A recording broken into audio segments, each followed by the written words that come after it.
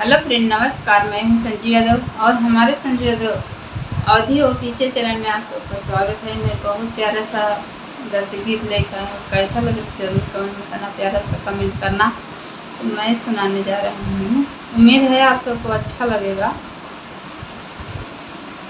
फूट गए राम की समतिया हो, बिना माई कन्हैया। फूट गए राम की समतिया हो, बिना माई कन्हैया। माया जे होतिन त रोती न भरिया कवरिया। माया जे होतिन रौतिन भरिया कवरिया।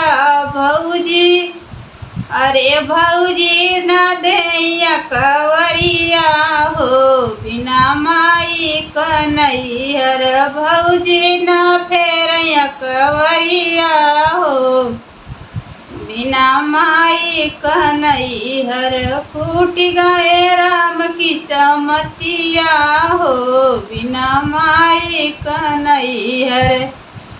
माया जे होतिन त परग परग पहुँचौतिन। माया जे होतिन परग परग पहुँचौतिन। भौजी देवढ़िया के ठाड़ी हो, बिना माई कन्हैया। भौजी देवढ़िया के ठाड़ी हो, बिना माई कन्हैया।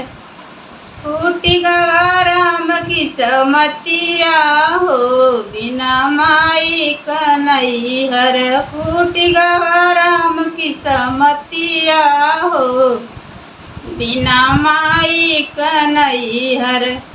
माया जे होतिन त बनती गठरिया।